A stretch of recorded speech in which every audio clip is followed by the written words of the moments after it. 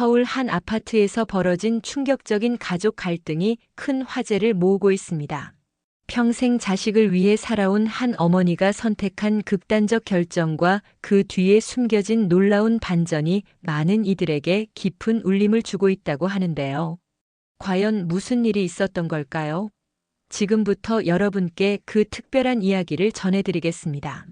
여기서 잠깐 더 많은 이야기와 재미있는 콘텐츠를 놓치지 않으시려면 지금 바로 구독과 알림 설정을 해주세요. 여러분의 관심이 저희 채널에게 큰 힘이 됩니다. 강인자 여사는 이른 아침부터 부엌에서 분주했습니다. 72살의 나이에도 여전히 반듯한 자세로 도마 위에서 물을 썰고 계셨어요. 딸 선준의 가족이 아침 식사를 하러 온다고 했거든요.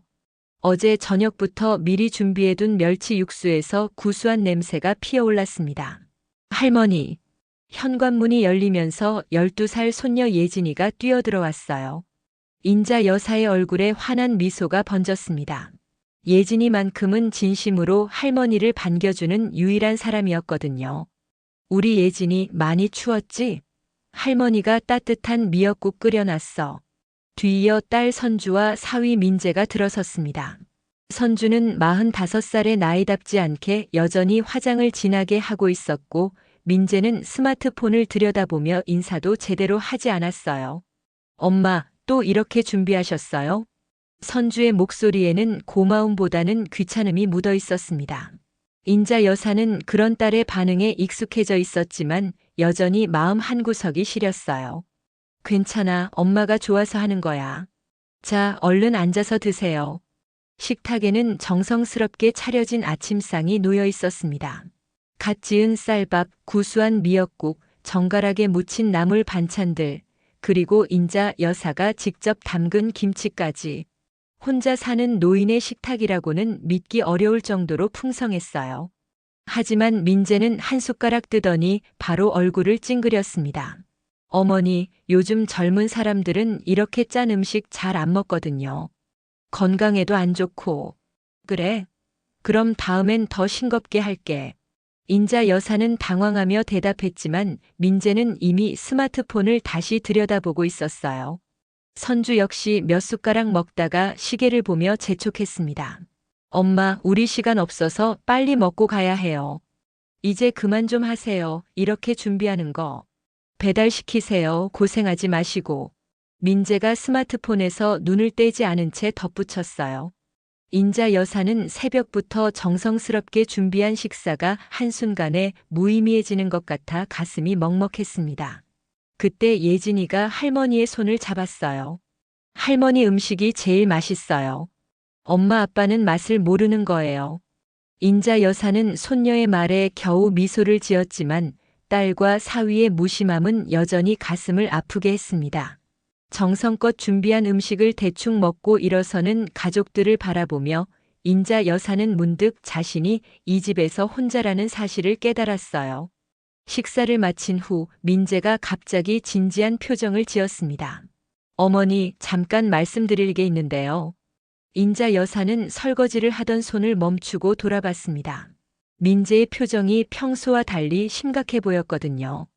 요즘 치매도 많고 하니까 혹시 모를 일에 대비해서 진명이라도 미리 저희랑 공유하시는 게 좋을 것 같아요. 혹시 아시잖아요. 선주가 바로 거들었습니다. 맞아요, 엄마. 우리도 계속 챙겨드릴 테니까 그 정도는 해야죠. 요즘 부모님들 다 그렇게 하세요. 인자 여사는 순간 말문이 막혔습니다. 이 집은 남편과 함께 평생 일해서 마련한 유일한 자산이었어요. 남편이 돌아가신 후 혼자 지켜온 소중한 공간이기도 했고요. 내 집을 왜 너희랑 나눠? 죽기 전엔 못 줘. 인자 여사의 목소리에는 단호함이 담겨 있었습니다. 하지만 민재는 한숨을 쉬며 고개를 저었어요.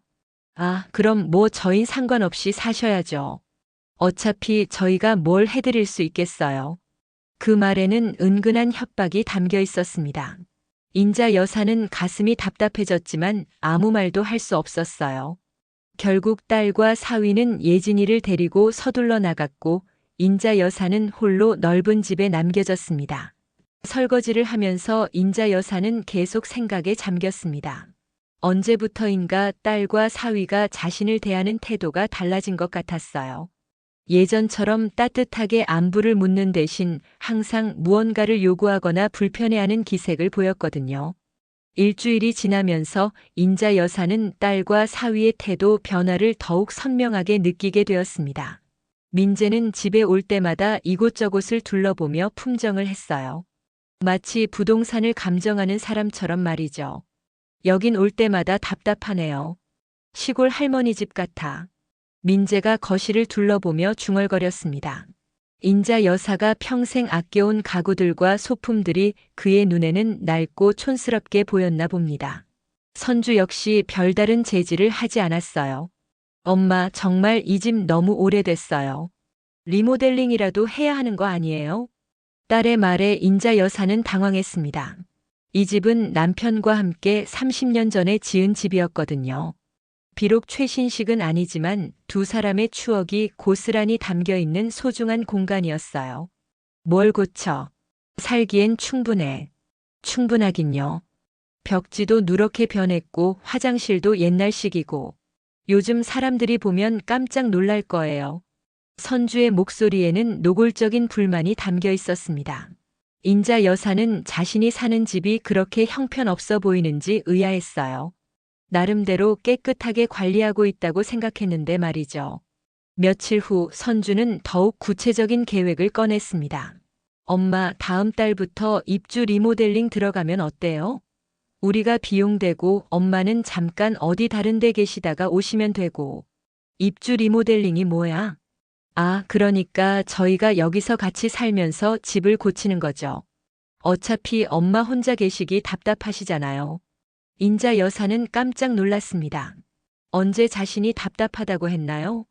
오히려 혼자만의 시간을 소중히 여기고 있었는데 말이죠. 난 혼자 사는 게 편해. 굳이 같이 살 필요 없어. 에이, 엄마. 요즘 혼자 사시는 어르신들 사고도 많고 그러잖아요. 저희가 옆에서 챙겨드려야죠.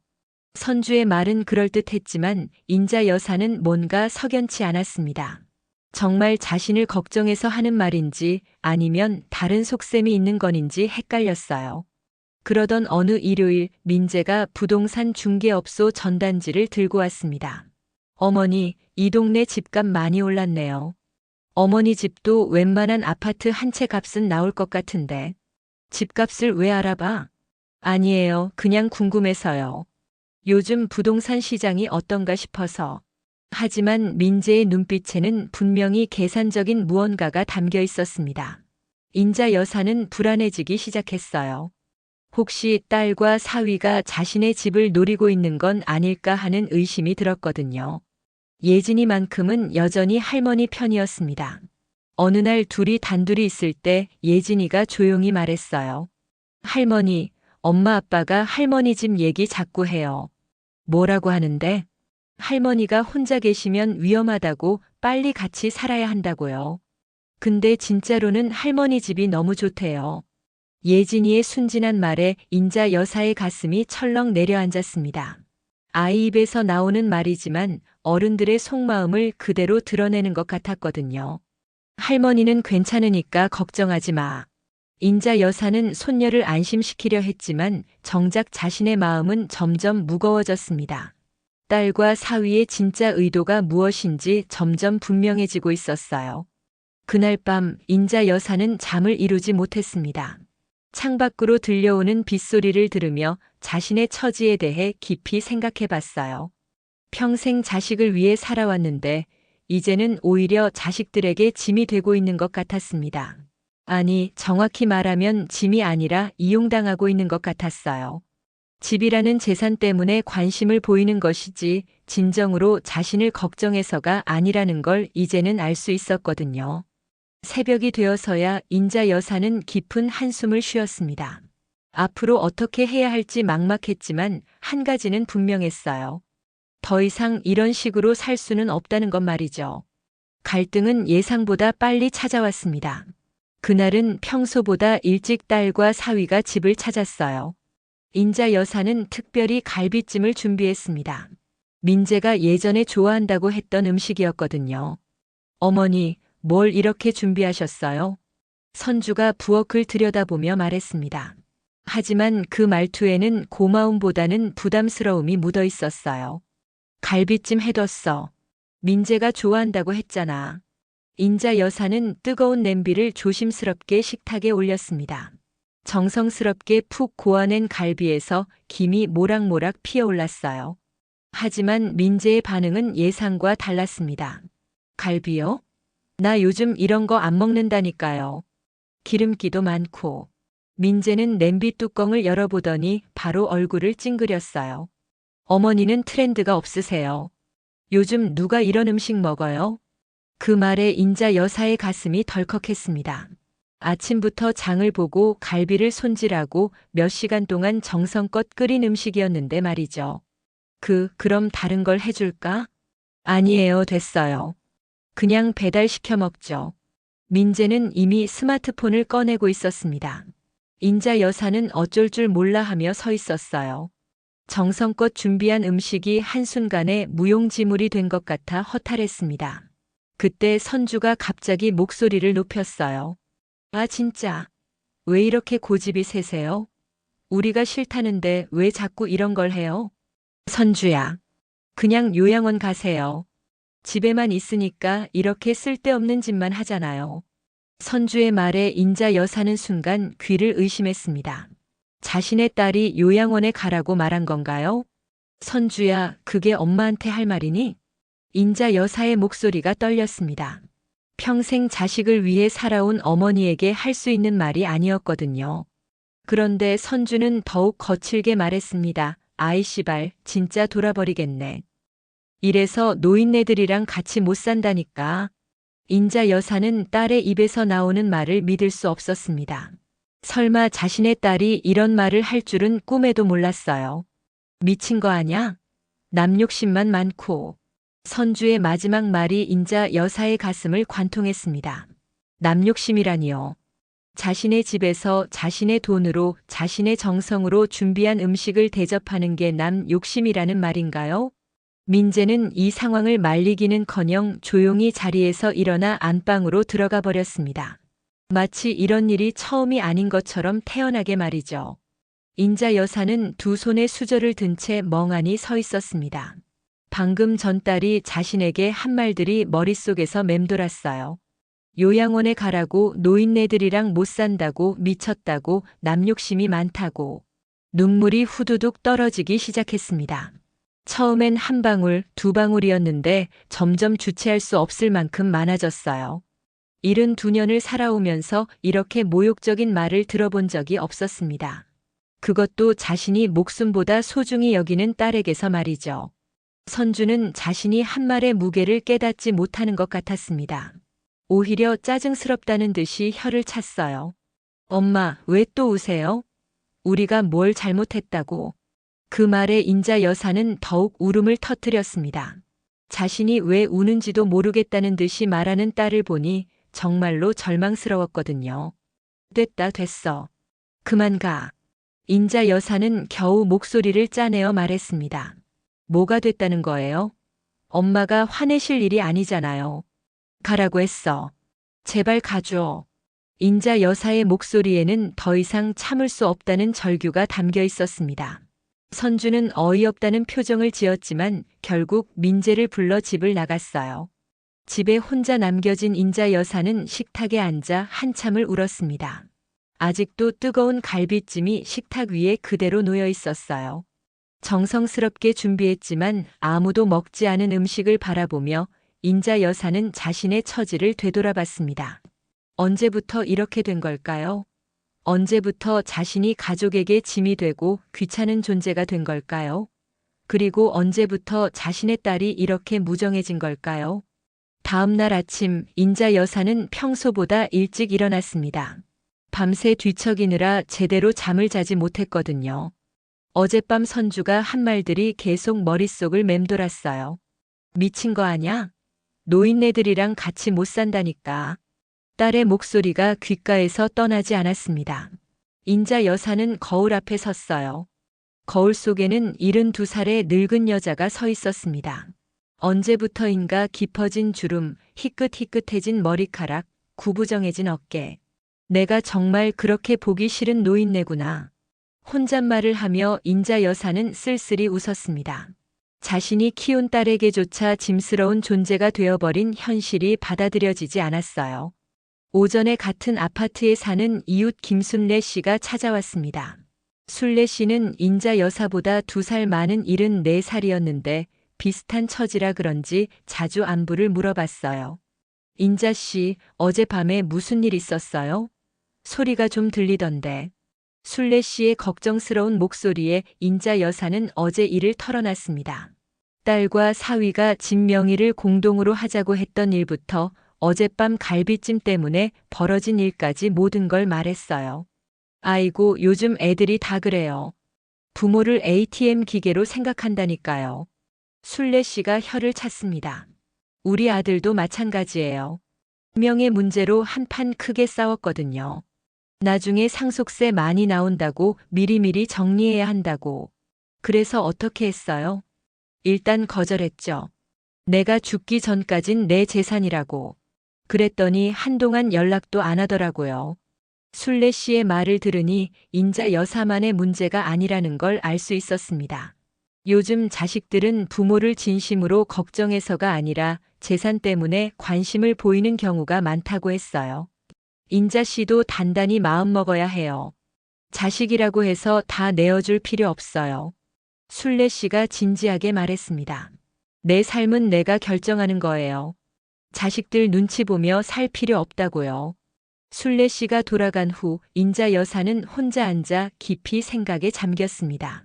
평생 자식을 위해 살아왔는데 이제는 그 자식에게 모욕을 받으며 살아야 하는 걸까요?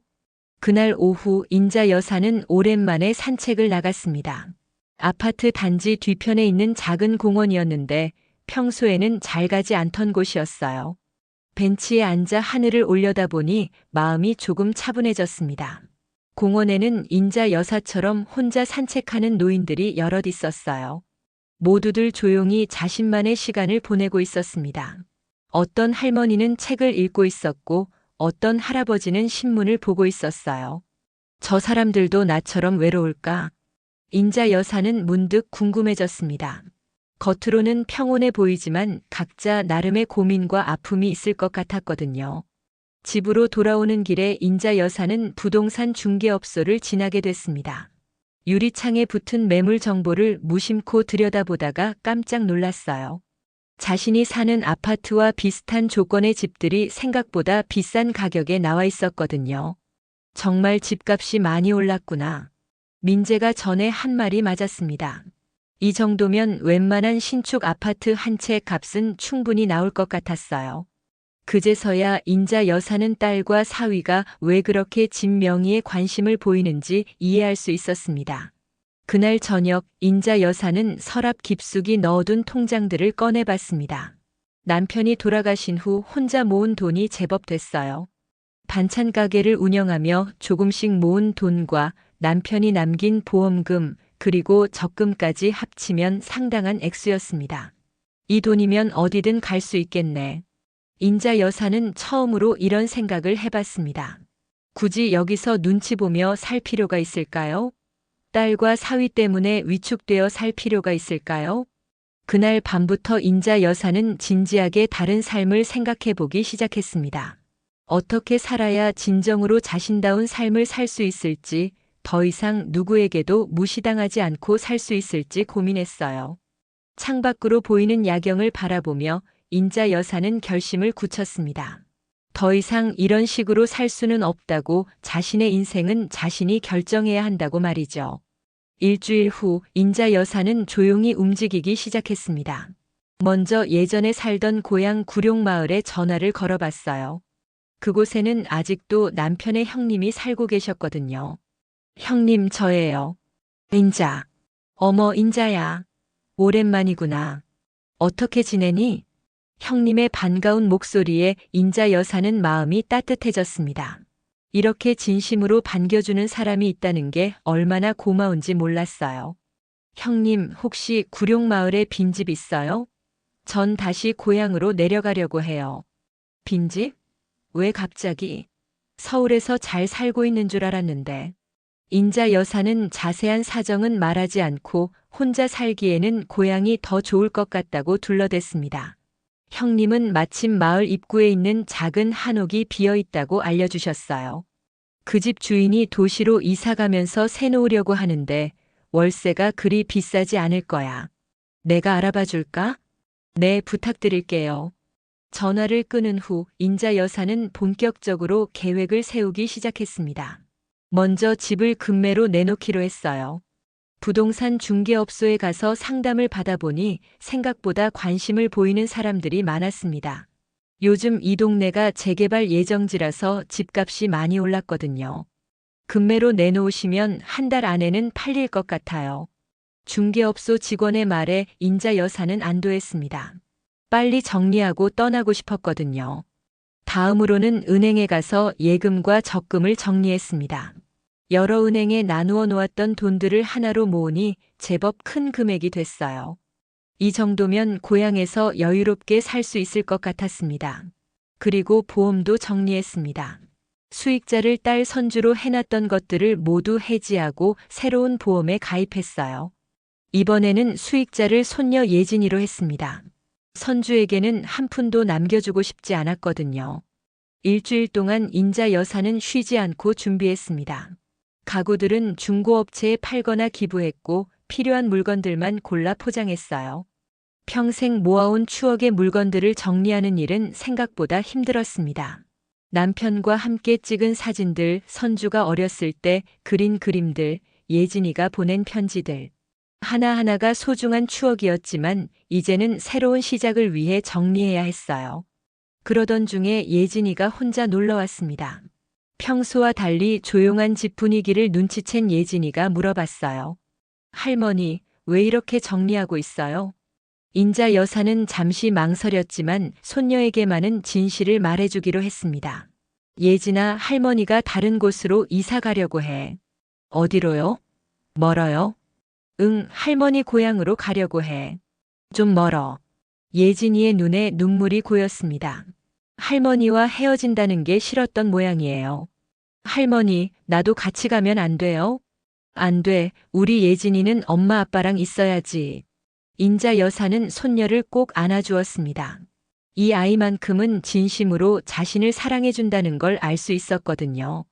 할머니, 나중에 꼭 편지 써줘요. 약속해요. 그래, 할머니가 편지 쓸게. 예진이는 몰래 할머니 손에 작은 편지를 쥐어줬습니다. 집에 가서 읽어보라고 했어요. 인자 여사는 그 편지가 얼마나 소중한지 알 수 있었습니다. 예진이가 돌아간 후 인자 여사는 편지를 펼쳐봤습니다. 아직 서툰 글씨로 할머니 사랑해요. 할머니가 제일 좋아요라고 적혀 있었어요. 그 아래에는 할머니와 자신이 손을 잡고 있는 그림도 그려져 있었습니다. 인자 여사는 편지를 보며 울음을 터뜨렸습니다. 이렇게 순수하게 사랑해주는 사람이 있는데 왜 딸은 그렇게 차갑게 대하는 걸까요? 같은 핏줄인데 이렇게 다를 수 있는 건가요? 하지만 이제 결심은 확고했습니다. 예진이와 헤어지는 건 아쉽지만 더 이상 굴욕적인 대우를 받으며 살 수는 없었어요. 자신의 남은 인생은 자신이 원하는 대로 살아가겠다고 다짐했습니다. 며칠 후 드디어 집 매매 계약이 성사됐습니다. 생각보다 좋은 가격에 팔렸어요. 이제 정말로 떠날 수 있게 된 겁니다. 이사 준비가 거의 끝나갈 무렵 인자 여사는 마지막으로 해야 할 일이 하나 더 있었습니다.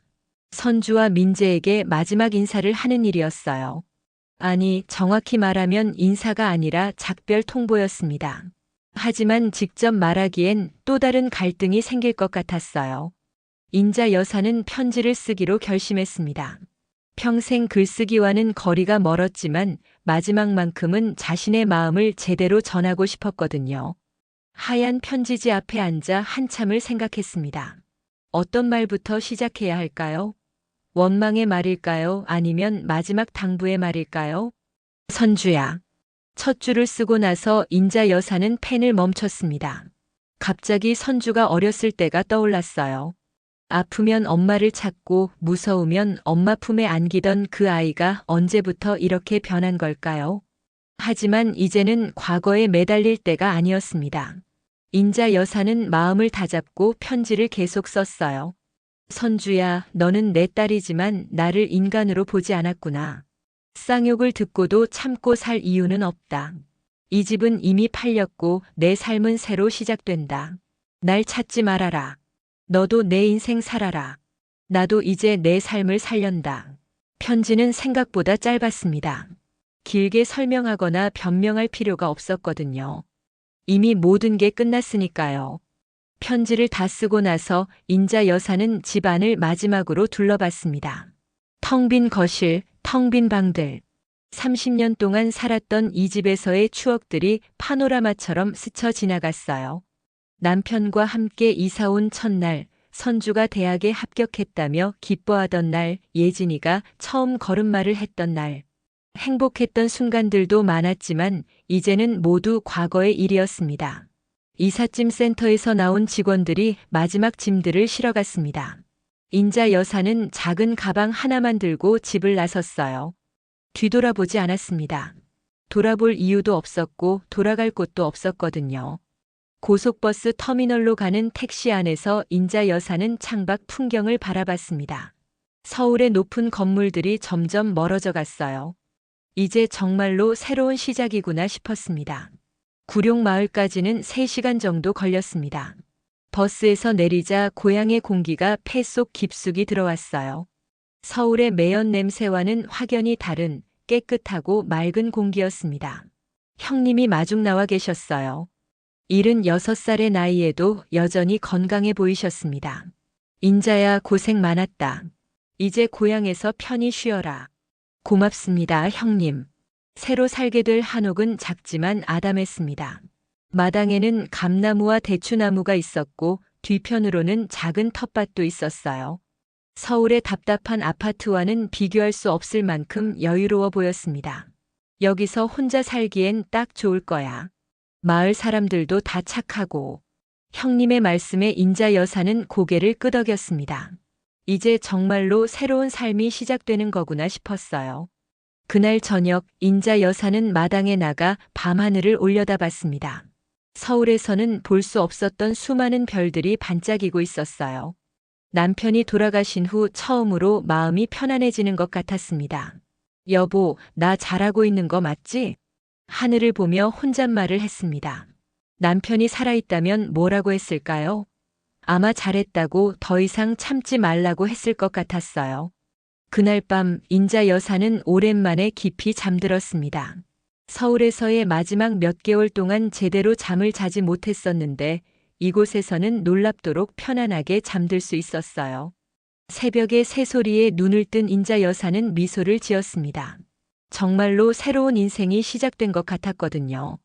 이제 누구의 눈치도 보지 않고 자신이 원하는 대로 살 수 있을 것 같았습니다. 한편 서울에서는 주말이 되어 선주와 민재가 평소처럼 인자 여사 집을 찾았습니다. 예진이도 함께였어요. 할머니가 보고 싶다며 조르는 바람에 어쩔 수 없이 따라온 것이었습니다. 엄마, 저희 왔어요. 선주가 현관문을 열며 큰 소리로 불렀지만 대답이 없었습니다. 평소 같으면 벌써 나와서 반겨줬을 텐데 이상했어요. 엄마 안 계시나? 거실로 들어선 선주는 깜짝 놀랐습니다. 평소 가구들로 가득했던 거실이 텅 비어 있었거든요. 소파도 TV도 식탁도 모두 사라져 있었습니다. 뭐야 이게? 민재도 당황했습니다. 벽에 걸려있던 가족 사진들까지 모두 없어져 있었어요. 마치 아무도 살지 않는 집처럼 횡하니 비어 있었습니다. 할머니. 예진이가 방들을 돌아다니며 할머니를 찾았지만 어디에도 없었습니다.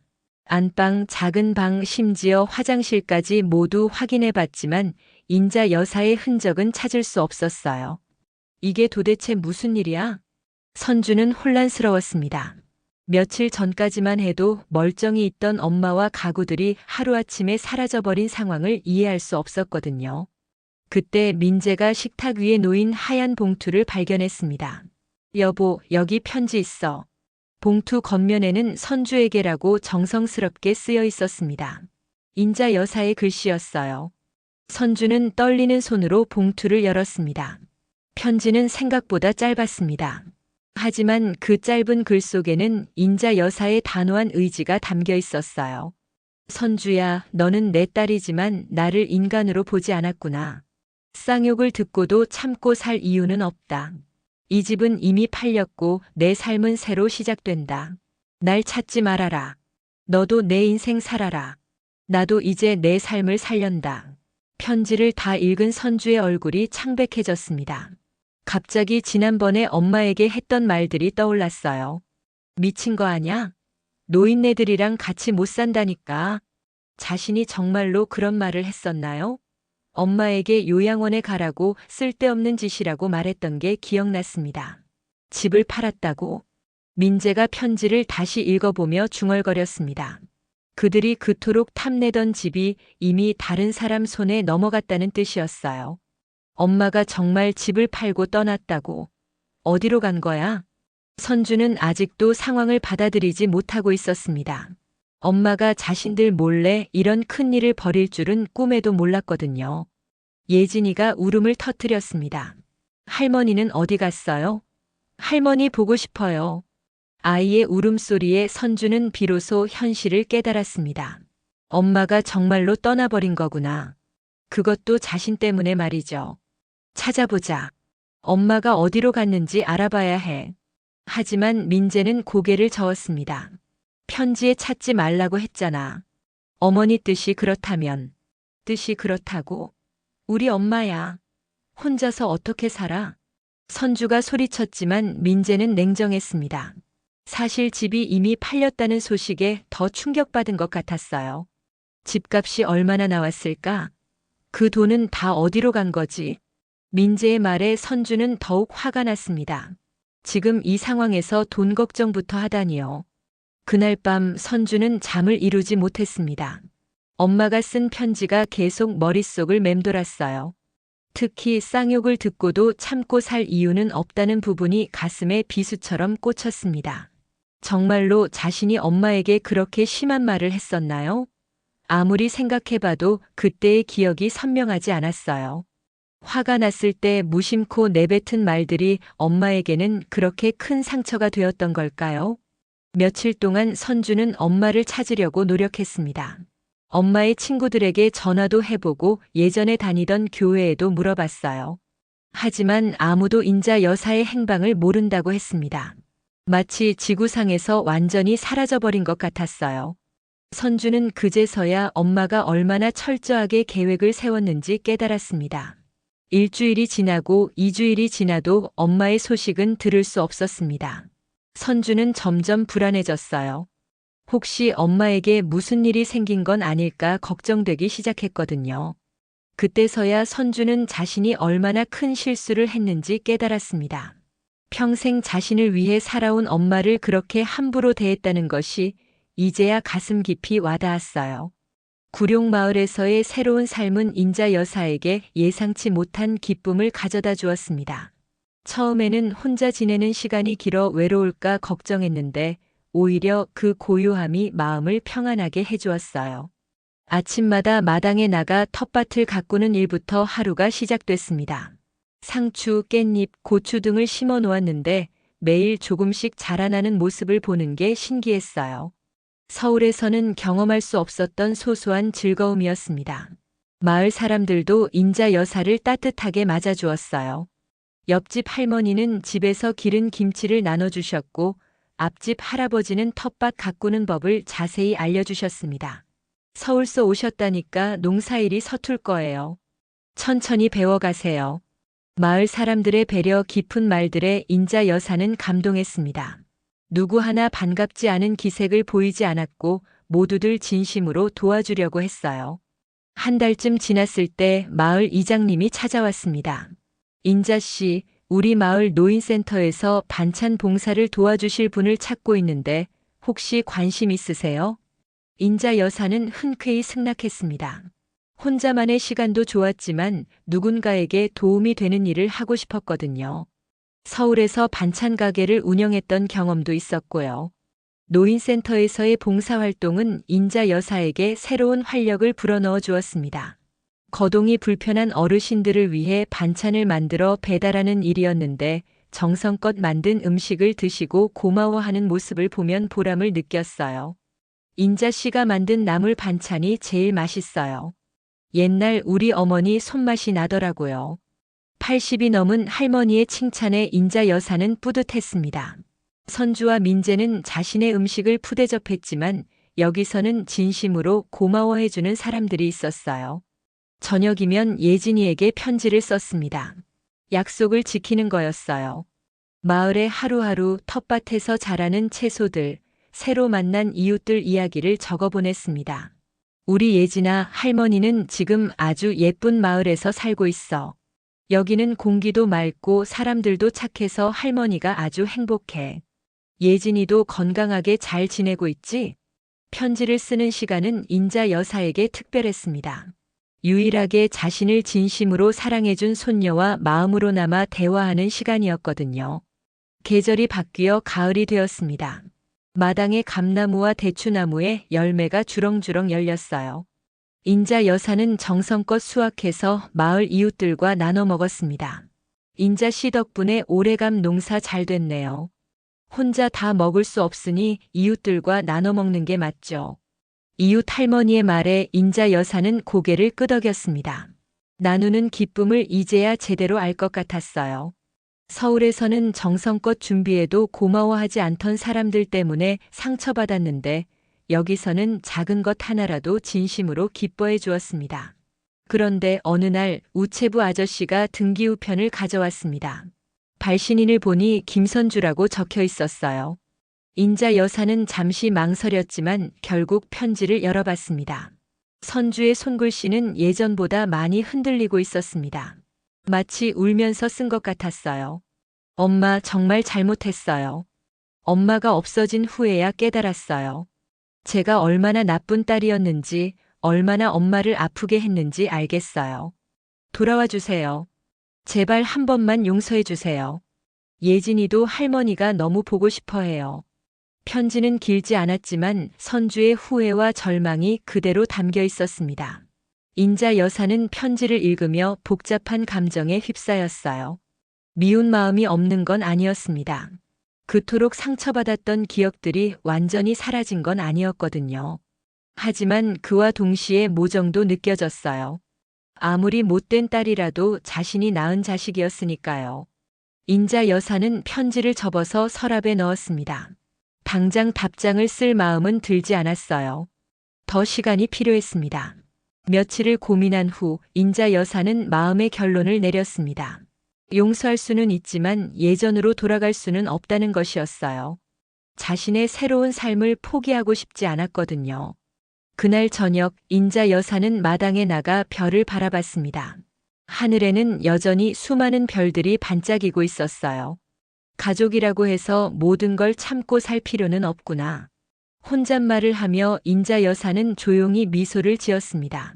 떠남이라는 선택이 때로는 진짜 사랑의 시작이 될 수도 있다는 걸 깨달았어요. 자신을 존중하지 않는 사람들과 억지로 함께 있는 것보다 진정으로 자신을 필요로 하는 곳에서 의미 있게 사는 것이 더 중요했습니다. 인자 여사는 선주의 편지를 쥐고 조용히 눈을 감았습니다. 미움도 원망도 이제는 내려놓고 싶었어요. 하지만 자신의 선택은 바꾸지 않을 생각이었습니다. 새로운 삶에서 찾은 평안과 보람을 포기할 수는 없었거든요. 이곳에서 자신은 누군가에게 정말 필요한 사람이었고 진심으로 고마워하는 사람들이 있었으니까요. 구룡마을의 고요한 밤, 인자 여사는 자신의 선택이 옳았다는 확신을 가졌습니다. 진정한 존엄은 나이와 상관없이 스스로 지켜나가는 것이라는 걸 깨달았어요.